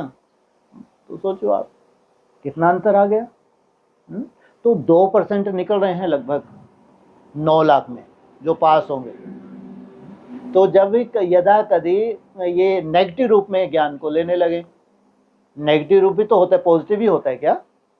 नेगेटिव रूप किस रूप से होता है? वो है अलवेलापन, ढेर सारा अलवेलापन जब हो जाता है तो नेगेटिव रूप से लेते हैं। वो आलस का रूप भी बताया, सब तो पास होंगे नहीं, अब 100 में से अगर 2 को ही पास होना है तो जरूरी थोड़ी है कि मेरी लॉटरी उसमें लग जाएगी। तो कितनी मेहनत होगी। जो भी पास होने वाले हैं वो कितनी हिम्मत रखेंगे भाई, हर स्थिति में हिम्मत रखेंगे, चाहे कोई भी रूप हो माया के, चाहे अपने छोटा मोटा कर्म भोग हो, चाहे कोई भी रूप हो। अब जो हैं बाहर में जॉब वॉब करते हैं, बिजनेस करते हैं, तो वहाँ तो छोटी मोटी स्थिति परिस्थिति होती नहीं होती, कितनी ढेर परिस्थितियों, दिन प्रतिदिन समय नाजुक होता जाता है, तो उन परिस्थितियों में रहते हुए भी हिम्मत रख के आगे बढ़ना। तो ये बहुत बड़ा स्वाभिमान है। कौन सा? कि भगवान ने हमको चुना है। वो क्या है? तुम्हारा कोच। क्या हो गया, है ना? हाँ, वो कितनी सुंदर कोचिंग दिलाएगा तुमको। अगर तुम इतनी सुंदर तैयारी कर रहे हो तो कोच साधारण चाहिए क्या है? जितना जितना तुम आगे बढ़ते जाते हो, लेवल तुम्हारा बढ़ता है, वैसे कोचिंग में भी चेंज आता जाता है, ध्यान रखना। अब ये लास्ट स्टेप है या प्राइमरी स्टेप है तुम्हारा? बोलो। हाँ, इनसे मिलो। लास्ट स्टेप है, तो कोच भी कैसा मिलेगा? एक्स्ट्राऑर्डिनरी मिलेगा, तुम्हारी हिम्मत के आधार से, है ना? इसलिए याद दिलाते हैं वर्ल्ड लेवल पे जो तुम मेहनत कर रहे हो, ताकि तुमको लगे कि कितनी मुश्किलात इसमें हो सकती है और मैं अपनी इच्छा से मेरी एंट्री नहीं हुई है। सबसे बड़ी बात, आज अगर मैं यहाँ पढ़ाई पढ़ रहे हूँ, मैं तो अपनी इच्छा से नहीं हूँ। किसकी इच्छा से हूँ? भगवान की इच्छा से हूँ। जरूर मेरी पिछली तपस्या मेरे को यहाँ लाई है, तो कुछ तो भगवान ने देखा होगा। भगवान भूल कैसे कर सकते हैं? हम देहधारी भूल कर सकते हैं। हमको किसी का पुरुषार्थ लगे, इसका पुरुषार्थ बहुत अच्छा है, इसको एंट्री दो, ये कुछ ना कुछ विशेष कर दिखाएगा, लेकिन भगवान गलती नहीं कर सकता। वो इसलिए हम लोग यहाँ जो प्रैक्टिकल है कि इतने साक्षी क्यों रहते हैं? क्योंकि हमारी इच्छा से नहीं है। कोई भी हमारी इच्छा से नहीं है। चाहे ऑनलाइन जो पढ़ रहे हैं वो भी हमारी इच्छा से नहीं, कि हमारा कोई टारगेट ही नहीं था कभी। जो यहाँ समर्पित होके रह रहे, ये भी हमारी इच्छा से नहीं है। तो इन पीछे कौन है? स्वयं बाप। जो स्वयं बाप ही जिनके पीछे है, वही उनको पढ़ाई पढ़ा रहा है, तो ये साधारण कैसे हो सकते हैं? कितने भी साधारण हों वर्तमान समय, लेकिन उसकी निगाह में साधारण नहीं है। इसलिए अगर कभी याद भी दिलाते हैं कि विश्व को अपने सामने रखो, बिल्कुल वैसे ही है। उस प्लेयर को याद दिलाया जा रहा है जिसको कहाँ उतारना है भविष्य में? वर्ल्ड कंपटीशन में उतारना है। हाँ जी। ये जो चार्ट भरते हैं ना हम, हाँ जी, तो इसका रिफाइन होना मतलब यही है कि अभी जैसे हमने आधे घंटे में 15 मिनट दिया, हाँ जी, 20 दिया, हाँ जी, तो उतने मिनट में जितनी गति रही होगी हमारे संकल्पों की, हाँ, उस हिसाब से हमने मार्क्स दे दिया। बिल्कुल। तो रिफाइन होने का यही मतलब है कि आगे इससे भी बेहतर होगा, तब हम 15 मिनट देंगे। अभी रिफाइन का मतलब ये है अभी तुम्हारा जब बहुत अच्छा होता है तो तुम ज्यादा से ज्यादा कितना देते हो? 50। ज्यादा से ज्यादा पूछा, ज्यादा से ज्यादा 100% कोई नहीं देता होगा, 60 तो देता ही नहीं होगा। ज्यादा से ज्यादा तुम देते हो 50। ठीक, जब ये रिफाइन होगा तो तुम उसको कितने दे रहे होगे? 40। और जिसको 50 दे रहे थे उसको कितने दे रहे हो? तपस्या बढ़ रही है, 60। वो भी तो रिफाइन हुआ, लेकिन जो और रिफाइन हुआ उसको तुमने कम दिए। तपस्या तुम्हारी बढ़ी, लेकिन रिफाइन जो हुआ, जो कम से कम था, उसको तुमने कम दिए, जबकि वो तुम्हारा बहुत बेहतर हो रहा है। जो रिफाइन चार्ट है वो तुम्हारा बहुत कम निकलता है। रिफाइन चार्ट बहुत कम निकलता है, और वो जो तुम्हारी तपस्या वो सहज हो रही है। अब क्या होगा? ये रिफाइन वाला उसकी जगह लेने वाला है। तुम्हारा किसी से कोई कंपटीशन नहीं है, तुम्हारा खुद का क्या है? स्वयं का एक आनंद है, स्वयं की खुशी है। तो ये 40 से कहाँ जाएगा? 50 में। 50 से ये 60 का जिस दिन रूप लेगा, तो वो कौन सी स्थिति होगी? तुम संकल्प चलाना चाहो तो नहीं चल रहे। इस स्टेज तक तुमको जाना है। रिफाइन होते थे कहाँ तक? जो तुम 50 देते थे, फिर तुम 60 तब देते हो जब बहुत कम संकल्प होते हैं, नहीं के बराबर। फिर जब तुम उसको रिफाइन करते हो, तो रिफाइन में तुम जो 50 दे रहे थे उसको कितने देने लगे? 40। और 40 वाले को फिर तुमको 50 पे ले जाना है। जब तुम 60 पे ले जाओगे तो उस वक्त कोई भी संकल्प नहीं होगा। वो कहेंगे अब ये तुम्हारी एक्यूरेट याद है, इसमें अब कुछ भी मिक्स नहीं है। तो ये जमदे जामदे कभी भी नहीं होगा। धीरे धीरे जो तुम चल रहे हो, मेहनत कर रहे हो, इसी में तपस्या समाई हुई है, इसी में जो इंटरनल तुम्हारी आत्मा है उसका अपनी तरह का क्या है, हाँ उसका अपनी तरह का एक संस्कार है, एक चक्र है उसका। उस चक्कर से तुम छूट रहे हो और धीरे धीरे तुम्हारी एकाग्रता बढ़ रही है। इंटरनल बहुत ही सूक्ष्म रूप है जो मात्र तुम ही देख सकोगे, दूसरा कोई नहीं देख सकेगा। वही तुम्हारी खुशी का आधार है। आज जितनी भी तुमको मेहनत लग रही है, आगे मेहनत कम होगी, प्राप्ति अधिक होगी, उसी में तुमको खुशी होगी। फिर धीरे धीरे वो रिफाइन होती जाएगी। कहां तक रिफाइन हो जाए, कहां तक रिफाइन हो जाए, हैं जी, कहां तक रे? अभी क्या बताया था? संकल्प चलाना चाहे तो नहीं चल रहा। अभी समस्या क्या है? संकल्प रुकना चाहे तो नहीं रुक रहा। फिर समस्या क्या हो जाए? संकल्प चलाना चाहे तो नहीं चल रहा, क्योंकि संस्कार बन गया। ये जो धीरे धीरे धीरे धीरे तुम ऊपर जा रहे हो ना, स्लोली स्लोली, जो ये है परमानेंट, ये है संस्कार रूप में लाना। इसको ही बोला है व्यक्तवाणी में, नेचुरल और नेचर बन जाए। क्या हो जाए? नेचुरल और नेचर। ये तो ये काउंटर में जो चार्ट निकालते हैं, तो फिर वो ये वाला चार्ट पहले वाला ऐसा लगता है कि ये तो सही नहीं है या इसकी जरूरत नहीं है। किसकी? जो पहले नोट करते हैं। तो भी जरूरी है, वो तपस्या है हमारी। काउंटर में जो आ रहा है वो है रिफाइन, वो है तुम्हारी तपस्या। दिन भर की उतनी तपस्या से उतना काउंटर निकलेगा। ध्यान रखना, ये भी तुम्हारा एक सुंदर थर्मामीटर बनने वाला है। काउंटर पे जब तुम अटेंशन दोगी, उससे तुम्हारी तपस्या ऑटोमेटिक बढ़ रही है, ऑटोमेटिक। काउंटर माना रिफाइन। मान लो तुम्हारा काउंटर मान लो 40 हो रहा है, 50 हो रहा है, तब तुम्हारी तपस्या की एक लिमिट है, जो समझदार बनेंगे आगे चल के। फिर तुम्हारा काउंटर कहां तक पहुंचेगा? मान लो 108 तक पहुंच गया, तो सोचो जब वो 108 हो रहा है तो कितनी रिफाइन हो गया, तो उसका रिजल्ट कुछ मेहनत की है तब तो निकली। जो लंबा तुम डाल रहे हो वो है तुम्हारी मेहनत, और काउंटर माना रिफाइन, वो है तुम्हारी तपस्या। इसलिए उसको भी नोट करना है। काउंटर जो तुम नोट कर रहे हो वो तो तुम्हारा पर्सनल चेकिंग है। क्या है वो पर्सनल है। लेकिन जो तुमने दिन भर मेहनत की है वो है तुम्हारा चार्ट, वो है तुम्हारी पर्सनल। लेकिन जो तुमने दिन भर मेहनत की है, जिससे वो सार निकला है, वो तपस्या है नहीं है? वो तपस्या है। हाँ जी। और पहले ऐसे होता था कि जैसे कोई अपनी कमजोरी का पता है, तो उसके ऊपर विस्तार में चेकिंग होती है। तो ये वाली जो प्रैक्टिस करते हैं निसंकल्प होने की, इसका प्रभाव उसके ऊपर भी जाता है कि? हो ही नहीं सकती ये प्रैक्टिस। इसका मतलब जब सब कुछ खत्म होने लगता है अंदर से, तभी इसकी प्रैक्टिस सुंदर होती है। इसे जब कोई इस अवस्था में आने लगे तो उसको क्या सोचना चाहिए? कोई भूल अब तुमसे नहीं हो सकती। हाँ, यदा कभी कोई हिसाब किताब है वो है, लेकिन तुम सोचो कि तुम्हारा कोई अब ऐसा संस्कार नहीं है कि जो तुमको क्या करवा दे, तुम्हारे से कोई भूल हो जाए, नहीं तो तुम उस अवस्था में नहीं टिक सकते।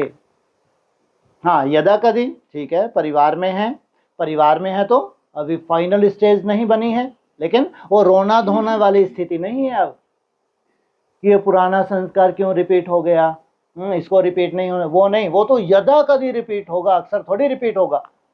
क्योंकि अंश सहित क्या होना है? भस्म होना है।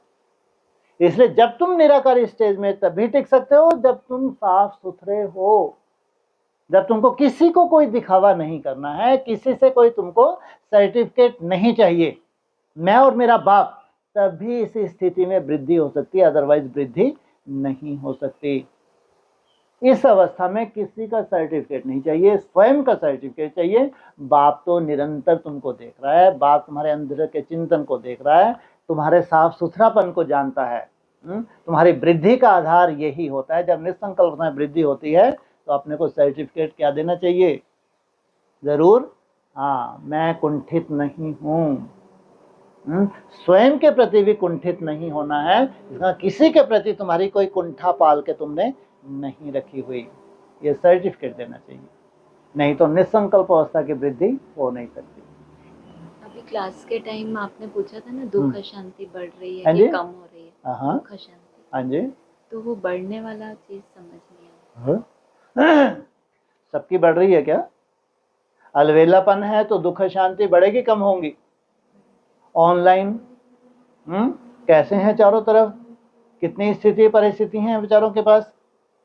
अगर भक्ति मार्ग के संस्कार हैं तो अब तुमको साथ साथ जाना है, साथ साथ का तुम्हारा वायदा है, लेकिन अलवेलेपन की वजह से उतना टेंशन नहीं है। और अभी गाड़ी तो बहुत आगे निकलने जा रही है। जब गाड़ी बहुत आगे बढ़ गई तो फिर हिसाब किताब योग बल से चुकते नहीं हो तो कुछ ना कुछ भोग तो होगा ना, चाहे मनसा का भोग हो, चाहे कर्म भोग का भोग हो, चाहे कोई सोल का भोग हो, कोई भी हो, लेकिन कोई ना कोई कारण तो होगा ना। तो दुख शांति बढ़ेगी संसार में या कम होगी? प्रैक्टिकल जो 800 का उसमें भी बढ़ेगी। हाँ, जो नई दुनिया में अगर अलवेलापन है तो उनके पास भी कोई ना कोई कारण बनेगा, तो चिंता की बात नहीं होनी चाहिए। उससे भी क्या हो रहा है, उससे भी चुप तो हो रहा है, कुछ तुम्हारी याद की मेहनत से, कुछ वो परिस्थिति से।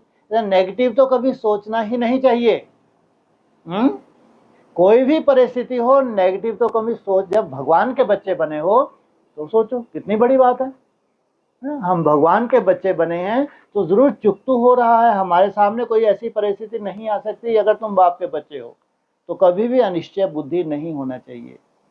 कोई भी हिसाब किताब है उससे क्या हो रहा है, चुप तो हो रहा है, तुम हल्के हो रहे हो, क्योंकि तुम कुछ ना कुछ मेहनत कर रहे हो। जितना जितना समय संपूर्णता की तरफ बढ़ेगा, तुम्हारा अलवेलेपन के कारण से छोटा मोटा क्या होगा, भूकंप आ सकते नहीं आ सकते? अरे छोटे मोटे, बड़े भूकंप नहीं। क्या है भूकंप में, क्या होता है, धरनी हिलती है।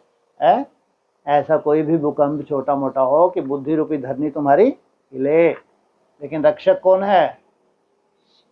कौन है? स्वयं बाप तुम्हारा रक्षक है। तो इसलिए जो भी कर्म भोग है, छोटा हो या बड़ा हो, कोई बहानेबाजी नहीं। किसके लिए? मेरा बाबा, मीठा बाबा, प्यारा बाबा है। कर्म भोग का तो रोना रो ही नहीं सकते। कैसा थमला मिला, कैसे छुटकारा पा लेते हैं ना, कि अगर तुमने 2-4 आंसू बहाए कर्म भोग के तो बाबा क्या कहते हैं, फेल। अरे आंसू नहीं बहाएगी तो हंस हंस के आएगी क्या? क्योंकि कर्म भोग तो प्रैक्टिकल है, कोई दिखावा थोड़ी कर रही बेचारी। क्या है, प्रैक्टिकल है। 2 आंसू बहा के आप इतना भी नहीं, हाँ ठीक हो जाएगा, कोई बात नहीं, ठीक हो जाएगा, ये क्या बोलते हैं, फेल। सोचो आप, कितनी बड़ी बात है। किनको बोल रहे हैं फेल पास? किनको? अपने बच्चों को। हाँ, जिनको 7-7 पार्ट है, जिनको बहुत वंडरफुल स्टेजेस पे जाना है, उनको कहते हैं उस स्टेज के हिसाब से क्या बोलते हैं, तुम क्या हो गए, फेल। सोचो कितनी अपनी सुरक्षा करते हैं बाप। इनकी बुद्धि को कोई आके ना हिला दे। अरे कोई परिवार का ही फोन वोन करेगा, अगर आके भी कोई बता रहे तो परिवार का ही बोलेगा, अरे गरा नथ वगैरह तो सुनते ही नहीं हो, है ना, किससे बात कर, नीचे भी कोई आ जाओ जाके नहीं मिलते हो। तुमको कोई समाचार सुनाएगा तो कौन होगा, है, तो तुम बोल रहे हो फेल, ताकि तुम्हारे कोई फटके ही ना। चाइल्ड अपडाउन तो होगा नहीं होगा थोड़ा बहुत। कितनी सुंदर युक्तियां दी हैं भगवान ने अपने बच्चों के लिए, है ना। तो फटाक से याद दिला दे तो क्या फेल नहीं होना, है ना। हाँ, चलने दो कार्यक्रम, सब अच्छा हो जाएगा। हाँ जी, वैसे ऐसा कहते हैं ना कि कर्म भोग हो तो छोड़ दो, रेस्ट करो। तो एक बार नहीं, रेस्ट के लिए अभी भी मना नहीं कर रहे, रोने के लिए मना कर रहे हैं। एक बार ऐसा हुआ कि 7 दिन की भट्टी थी पहले। हाँ जी, हाँ जी। तो उसके बीच में कर्म भोग आया तो रेस्ट में चली गई कि चलो अब रेस्ट है। ठीक है, तो बहुत उसमें सुंदर। एक संकल्प ये आया कि कर्म भोग आपसे ये कह रहा है कि मेरे बारे में सोचो, तो उसको कैसे फ्री कर सकते? नहीं, कर्म भोग के देखो 2 रूप होते हैं, ध्यान रखना। कर्म भोग का ऐसा रूप भी होता है जो आपकी मन बुद्धि को खींचता है। मान लो कोई सर में दर्द हो रहा है, कहीं दर्द हो रहा है, थोड़ा खींचता है, फिर तुम्हारी हिम्मत के ऊपर डिपेंड करता है। तुम मेरा बाबा मीठा लेटे लेटे भी कर सकते हो। तुम रूम में जाओगे, है ना, रूम में जाके लेटोगे, नींद नहीं आ रही तो मेरा बाबा मीठा बाबा। उस वक्त तुम ये नहीं कर सकते कि मैं बुद्धि योग लगा लूं। अगर किसका सर दर्द है तो और ज्यादा दर्द होगा, स्ट्रेन पड़ती है। उस वक्त तुम मन बुद्धि को एकाग्र करो, क्या होगा, और ज्यादा दर्द होगा। फिर क्या करोगे, अच्छे अच्छे गीत सुन लोगे, मेरा बाबा मीठा बाबा कर लोगे। ये तुम्हारी अपनी तरह की हिम्मत है ना। तो याद में स्टेज हो गई, कहाँ तुम उड़ रही थी ऊंची स्टेज पे, कहाँ ये हल्के से कर्म भोग उड़ती स्टेज से तुमको रोक दिया, कहाँ ले आए? मेरा बाबा मीठा हो प्यारा हो, कुछ ना कुछ तो भी कमाई कर रही हो। तो ये नहीं, ठीक है छोटा है बड़ा है कर्म भोग, वो कोई खास बात नहीं। क्या बोलते हैं टोटली क्या करो, हॉलीडे, रेस्ट। जैसे बच्चों को कितनी खुशी होती है आज हॉलीडे है ना, तुमको क्या मनाना चाहिए? हॉलीडे। हॉलीडे करते रहो, बगीचे में घूमते रहो, मेरा बाबा मीठा हो प्यारा बाबा करते रहो, उसमें क्या दिक्कत है? हाँ, कभी कभी याद करते करते ठीक भी हो जाता है, कभी कभी याद करते करते ठीक भी हो जाए, ये है तुम्हारा प्रयोग। क्या होना चाहिए? अगर तुम्हारी पकड़ में आ गया, चाहे तो ये क्या है, कौन सी क्रिया है, सूक्ष्म प्राणायाम, हाँ इससे भी पकड़ में आएगा, ध्यान रखना। प्राणायाम से भी पकड़ में आएगा, चाहे एक्सरसाइज हो उससे भी पकड़ में आएगा। तुम्हारा अलबेलापन है, एक्सरसाइज का अलबेलापन है, प्राणायाम का अलबेलापन है, तो वो भी तुम्हारा अलबेलापन। मास्टरी तुम्हारी मन बुद्धि के ऊपर। असली मास्टरी किसमें चाहिए? मन बुद्धि के ऊपर। जब तक वो मास्टरी नहीं है तो किसी भी विधि से अगर तुम कंट्रोल कर सकती हो कि इतना कंट्रोल जिससे तुम्हारी यात्रा अच्छी चलती रहे, उसको कंट्रोल करना चाहिए। उसके बावजूद भी अगर आ रहा है तो कोई चिंता का विषय नहीं है। डबल कमाई हो रही है। कौन सी? एक तरफ मेरा बाबा मीठा बाबा प्यारा बाबा 300-400 निकाल लेती हो, दूसरी तरफ हाय तौबा।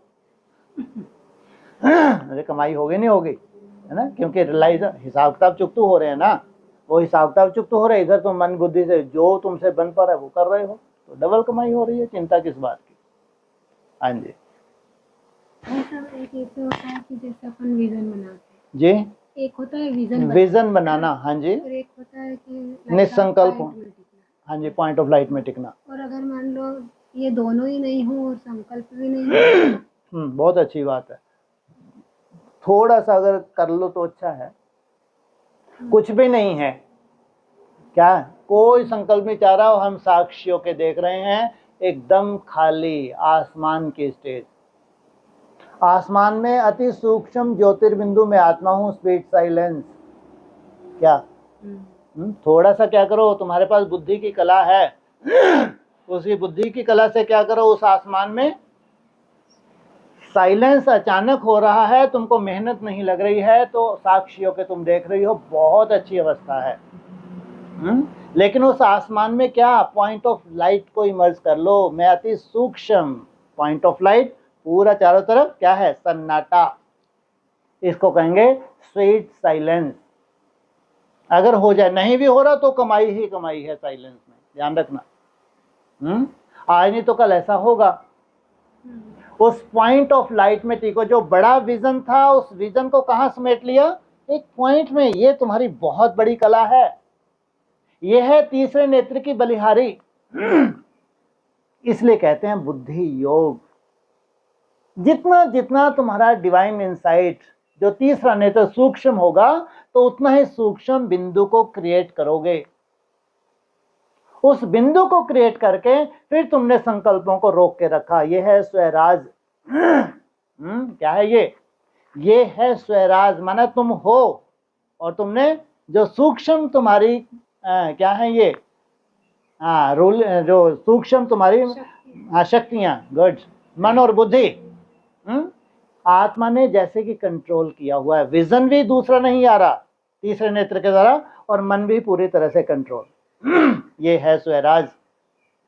इसलिए कहते हैं मन के ऊपर है बुद्धि और बुद्धि के ऊपर आत्मा। सोचो, मना आत्मनिष्ठ होने के बाद फिर बुद्धि कहीं कोई विजन नहीं जा रही, और मन पूरी तरह से कंट्रोल, कोई संकल्प नहीं। इसको कहेंगे स्वराज। इसमें ऐसा नहीं कि आत्मा का अस्तित्व नहीं है ना। शुरू की स्टेज में अगर आत्मा इमर्ज ना भी हो, कोई चिंता का विषय नहीं, लेकिन संकल्पों की गति कम होती जाए, रिजल्ट लास्ट में कौन सी निकलनी है, स्वराज। माना तुम्हारा स्वराज है, तुम हो, ऐसा नहीं कि तुम नहीं हो। उस स्टेज में टिक के तुम देख रहे हो, कोई अलग से विजन नहीं बन रहा। नहीं तो बुद्धि कहीं भी अचानक चली जाती है। बुद्धि को कंट्रोल करो 1 सेकंड में, कहीं का भी दृश्य इमर्ज कर लेगी, और जहां बुद्धि जाएगी उसके पीछे मन को जाना ही है। उससे नीचे की स्टेज क्या थी? सबसे कमजोर स्टेज, जब मन जाता था तो बुद्धि को अपने साथ ले जाता था। संकल्प आया, घर का संकल्प आया तो बुद्धि भी वहां चली गई। लेकिन फिर उल्टा हो रहा है, जब विजन कोई भी बन गया तो मन भी उसके पीछे चला गया। इसलिए मन और बुद्धि दोनों की कंट्रोलिंग, ये है स्वराज। जो सूक्ष्म शक्ति है आत्मा की, इसको कंट्रोल करके तुम स्वराज अधिकारी बने, ये है राजयोग। यहां तक तुमको जाना है। हाँ जी,